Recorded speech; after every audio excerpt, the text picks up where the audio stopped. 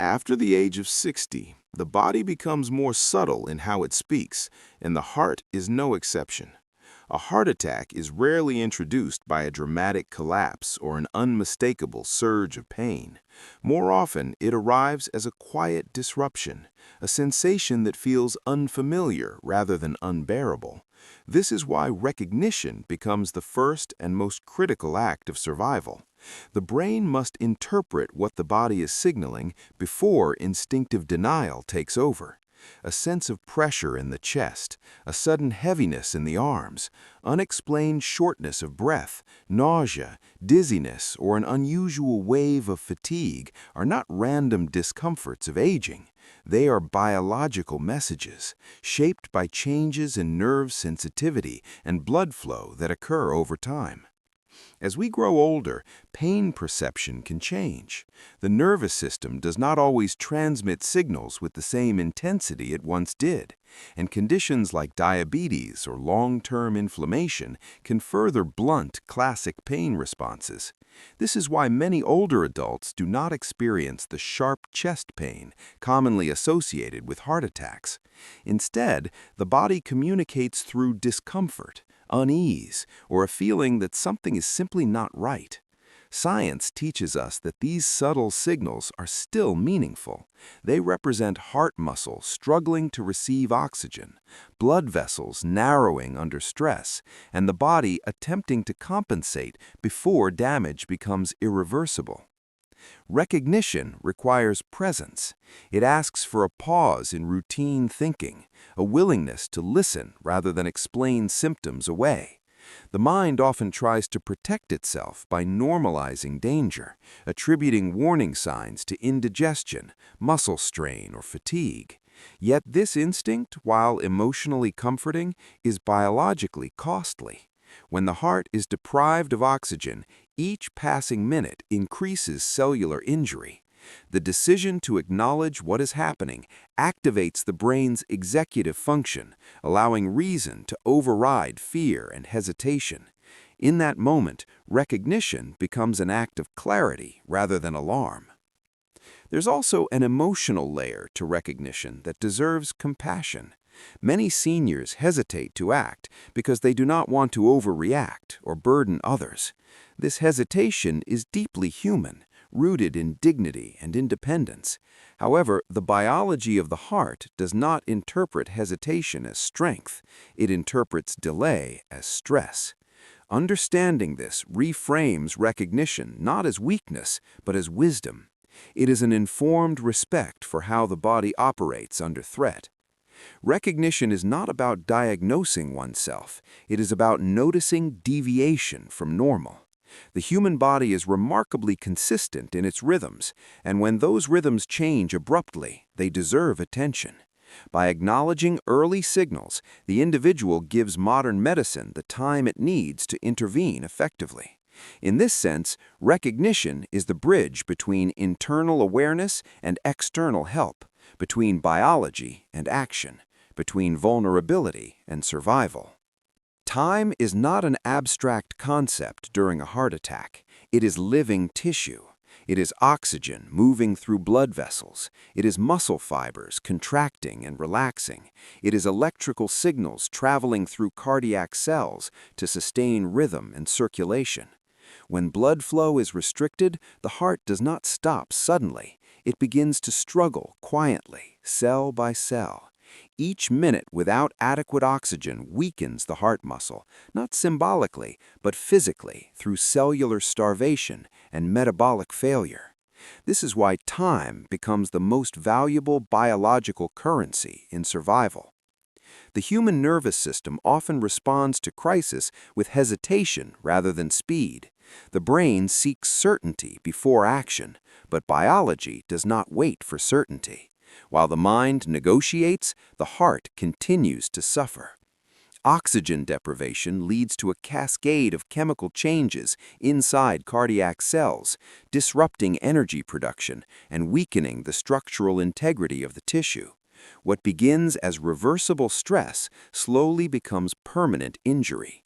Science shows that early intervention can restore blood flow before irreversible damage occurs, but that window is limited and fragile. Calling for emergency help is not simply a practical step, it is a physiological intervention. It activates a chain of responses that bring oxygen, medication, monitoring, and specialized care toward the failing tissue. Even the act of unlocking a door becomes biologically meaningful because it reduces delays that translate directly into cellular loss. These are not symbolic gestures, they are real, physical contributions to survival that shape outcomes at the microscopic level. There is a deep psychological resistance to immediacy. People often wait because they hope symptoms will pass, because they fear embarrassment, or because they want proof before acting. Yet the heart does not operate on hope or interpretation. It responds only to supply and demand, to oxygen and energy, to flow and obstruction. The longer the delay, the more the heart compensates, increasing strain and oxygen demand in a system that is already deprived. This creates a vicious biological loop where the heart is forced to work harder while receiving less, accelerating damage rather than slowing it. Time also shapes recovery. The extent of muscle injury determines long-term strength, rhythm stability, and quality of life after survival. Preserving tissue is not only about living through the event, it's about how well the heart can function afterward. Early action preserves not just life, but future independence, mobility, and resilience. Understanding time as biology changes behavior. It transforms urgency into intelligence rather than fear. It reframes speed as care rather than panic. When a person acts quickly, they are not surrendering control. They are aligning with how the body actually works. They are cooperating with physiology instead of negotiating with denial. In that alignment, minutes become protection, action becomes preservation, and the invisible world of cells gains a chance to survive before damage becomes destiny. In moments of cardiac distress, the body is not waiting for dramatic interventions alone. It is responding continuously to small, immediate signals that influence survival at the cellular level. The human bloodstream is a dynamic environment where platelets, hormones, oxygen, and nutrients interact in real time. During a heart attack, platelets become especially active, rushing to what the body perceives as injury. This response is protective by design, yet in the context of narrowed or blocked arteries, it can worsen the obstruction. Chewed aspirin, when medically appropriate, interferes with this platelet activity, reducing their tendency to clump together. This action does not cure the heart attack, but it creates a temporary biological opening, a chance for blood to continue flowing through vulnerable vessels. Posture, often overlooked, also shapes circulation. Sitting upright reduces pressure on the lungs and allows the heart to pump more efficiently. When a person lies flat during distress, blood can pool and breathing can become more difficult, increasing oxygen demand at a time when supply is already limited.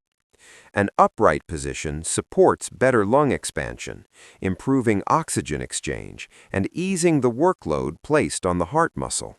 This is not comfort alone, it is physiology in action. Breathing, too, carries molecular consequences. Slow, controlled breathing influences the autonomic nervous system, shifting it away from a stress-dominant state. Panic releases stress hormones such as adrenaline and cortisol, which constrict blood vessels and increase heart rate. While these hormones are useful in short bursts, they are harmful during a heart attack as they demand more oxygen from an already compromised heart. Conscious breathing counters this response, lowering heart rate and blood pressure and helping blood vessels remain more relaxed. In this way, each breath becomes a signal sent directly to the nervous system, instructing it to reduce strain. Medication previously prescribed, such as nitroglycerin, operates on similar principles. By dilating blood vessels, it reduces resistance and improves blood flow to the heart muscle. When used correctly, it aligns with the body's need for reduced workload and improved oxygen delivery. What matters is not the size of the action, but its timing and appropriateness. Small interventions, when guided by medical knowledge, influence biochemical pathways that determine how much tissue survives. These actions reveal a deeper truth about the human body. Survival is not only shaped by dramatic rescue, but by subtle cooperation with biology. The body responds to signals continuously, adjusting blood flow, hormone release, and oxygen use moment by moment. When a person understands this, even simple choices become meaningful. Sitting upright, breathing calmly, using appropriate medication, and avoiding harmful myths all communicate support to a struggling system. In these moments, the line between life and damage is not defined by heroics, but by alignment. When small actions respect how blood moves, how cells breathe, and how nerves regulate stress, they create conditions where medical intervention can succeed. The body does not require perfection. It requires assistance that works with its design, allowing fragile systems to stabilize long enough for help to arrive and for recovery to remain possible. During a heart attack, fear often arrives faster than pain. It spreads through the body as a wave of urgency, tightening muscles, quickening breath, and accelerating the heart's rhythm at the very moment when efficiency matters most. This response is ancient, designed to protect against immediate physical threats, yet in a cardiac emergency, it becomes a burden rather than a defense. Panic shifts the nervous system into a state of high alert, releasing stress hormones that constrict blood vessels and increase oxygen demand. The heart, already struggling to receive enough oxygen, is asked to do more with less. Calm is not the absence of fear, but the regulation of it. When a person consciously slows their breathing and steadies their thoughts, they engage the parasympathetic branch of the nervous system, which counterbalances the stress response. This shift has measurable physiological effects. Heart rate slows, blood pressure decreases, and blood vessels become less tense. These changes reduce the workload placed on the heart muscle and help preserve remaining oxygen for critical functions. In this sense, calm is not emotional comfort alone, it is biological protection. The brain plays a central role in this process. Thoughts influence physiology through neural pathways that connect directly to the heart and blood vessels. Catastrophic thinking amplifies physical distress, while grounded awareness stabilizes it. By focusing on simple, immediate actions, breathing steadily, sitting upright, calling for help, the mind gives the body a clear set of instructions. This clarity prevents the spiral of fear that leads to hyperventilation, dizziness, and further strain on the cardiovascular system. Calm also improves decision-making. Panic narrows attention and disrupts memory, making it harder to recall essential steps or medications. A regulated emotional state allows access to learned knowledge, enabling a person to act in alignment with medical guidance rather than impulse. This is particularly important when alone, where self-direction becomes the primary source of support. Maintaining composure preserves cognitive function at a time when every decision carries weight. There is a compassionate dimension to calm that extends beyond physiology. Many individuals feel shame or guilt for experiencing fear during a medical crisis, believing they should remain strong. Yet fear is a natural response to perceived threat. What matters is not eliminating fear, but preventing it from dominating the body's systems. Treating oneself with patience and understanding reduces internal conflict, which in turn lowers stress.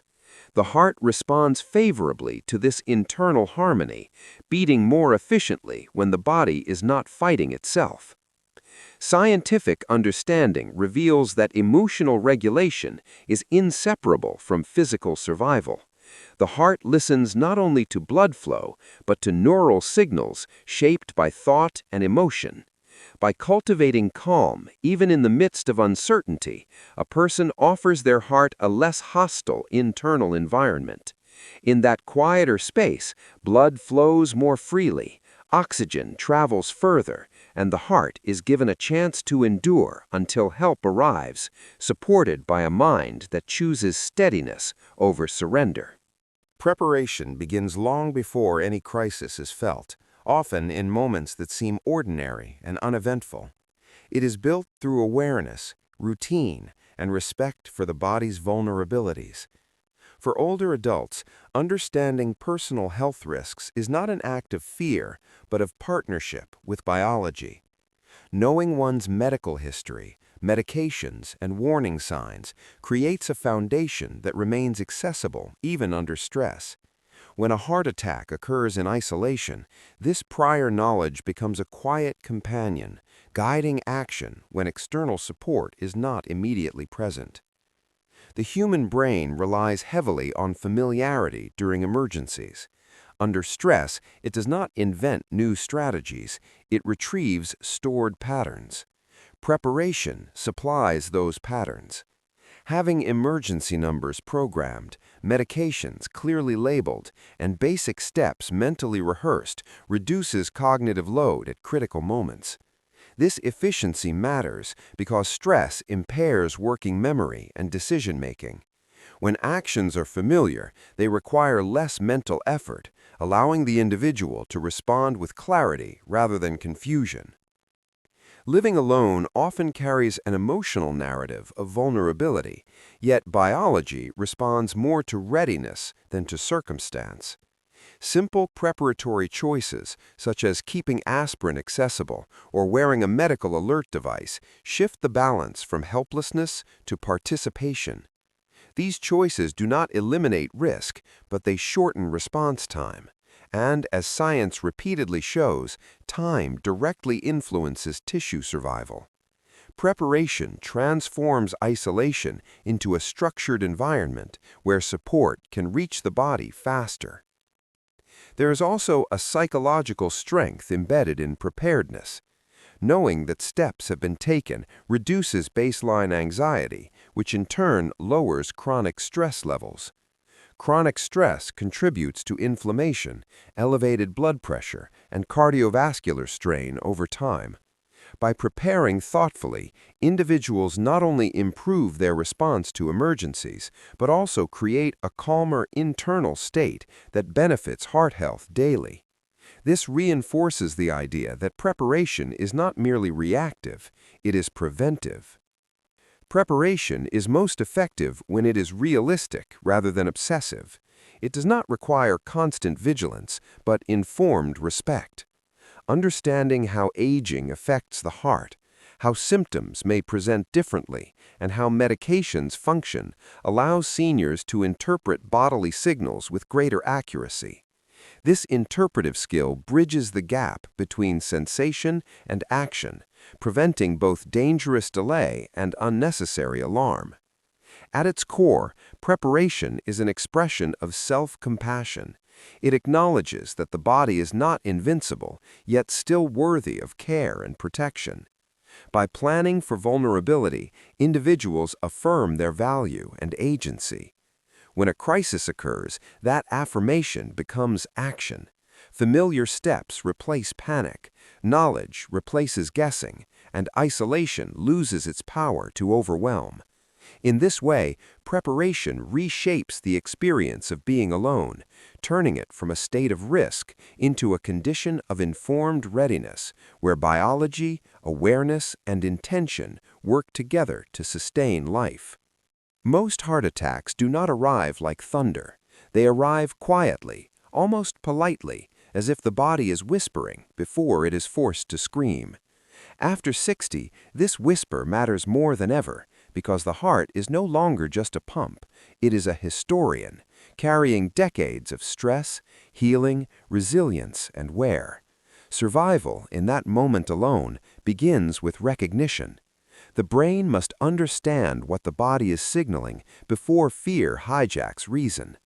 Chest pressure, breathlessness, sudden fatigue, these are not inconveniences of age, they are biological alarms, and responding early is not panic, it is intelligence. The second truth is time. Heart muscle does not die dramatically, it suffocates slowly. Calling for emergency help immediately is not surrendering control, it is exercising it. The nervous system wants to wait, to negotiate, to hope. Science tells us that hope without action costs cells, and cells lost cannot be replaced.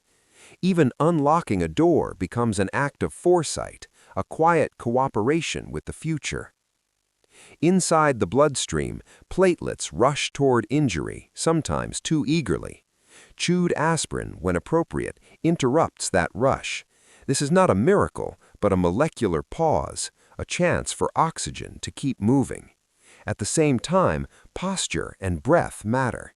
Sitting upright, breathing slowly, calms the stress hormones that otherwise tighten vessels and demand more from a struggling heart. There is also wisdom in restraint. Myths like forced coughing promise control but deliver delay. The body does not need drama, it needs support.